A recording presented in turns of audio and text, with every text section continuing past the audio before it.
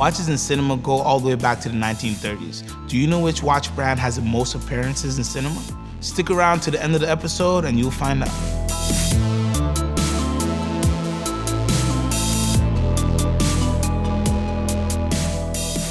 So last season we talked a little bit about James Bond's relationship with Rolex. Now James Bond has definitely worn a few watches throughout the movie's history, and during the Sean Connery and Roger Moore eras, it was always, a handy-dandy Rolex Mariner. During the era of Pierce Brosnan though, we saw a switch up to Omega. Omega's been in every Bond movie since then, being a trusted partner of our favorite spy. Does it do anything? It tells the time. Now this Seamaster 300 is pretty cool. This is a special edition that is very identical to the movie itself. Has a lollipop hand versus normal pointer hand, but also has a cool little countdown. And if you watch the movie, you know that this countdown was used, the watch was a bomb during the film. Doesn't time fly?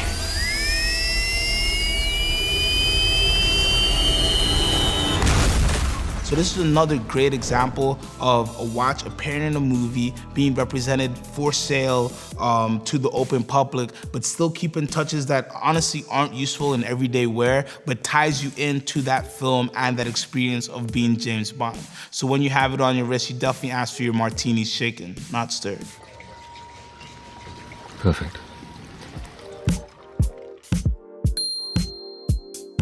So the decades of James Bond movies go by, you also see the different, decades of watch design and fashion that went through there as well. James Bond has always been the cutting edge and looking as snazzy as the snazz, and you see a lot of different pieces from Rolex to Mariners to the Megas to even a few quartz watches that ended up on his wrist during the time, showing that, watches evolve just like the character does through time.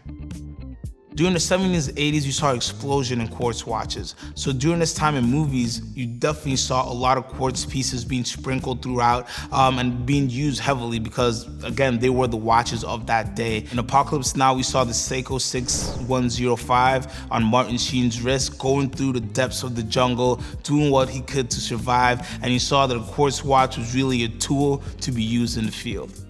Now, one of the most famous quartz watches was really embedded in history with Marty McFly in Back to the Future and his Casio Calculator Watch. It's Saturday morning, October 26, 1985, 1:18 a.m., and this is temporal experiment number 1.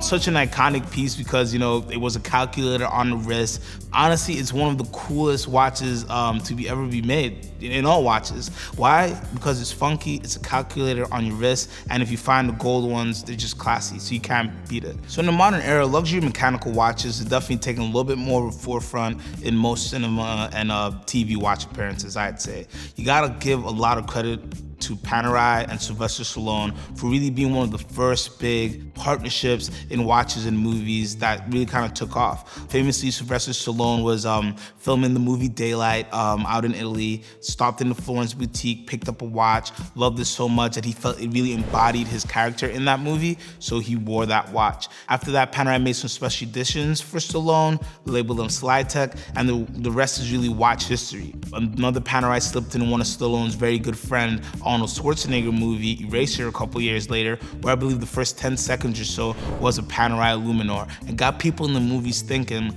what is that watch? Panerai to me leveraged that cinematic role so well and really helped to boost the brand at a time where it was just, a few stores, very, very low production. A great example of watches in cinema blend together and bring, better pieces to us as consumers in the end. So JLC as a brand is definitely, dived in when it comes to watches, cinema, and superheroes. You can see JLC's littered around the Marvel Cinematic Universe, but people forget that DC gave them one of their first shots with Batman Forever. They did a limited edition JLC Reverso, and more recently in The Dark Knight did a beautiful tribute to 1931 with the Batman logo on it as well. Really showing that, again, a watch in a movie can make total sense.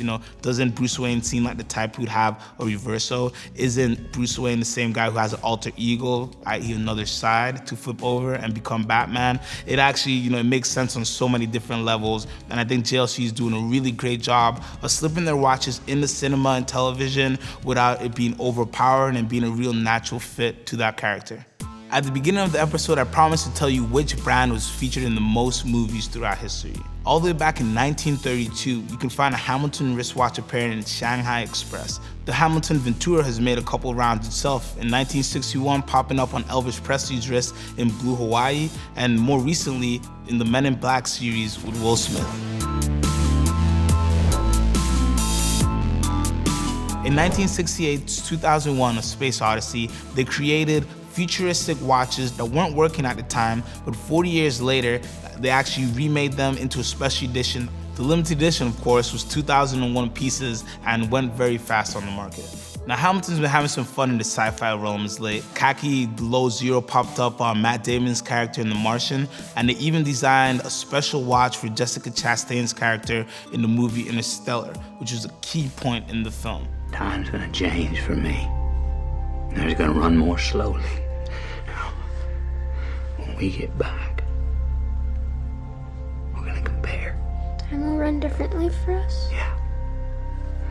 Maybe by the time I get back, we might even be the same age. Really excellent showing by Hamilton to not only show that they're a great watch in the past, but an awesome watch to take in the future. This is CQ of Watchbox, and that was take 2 of Watches in Cinema.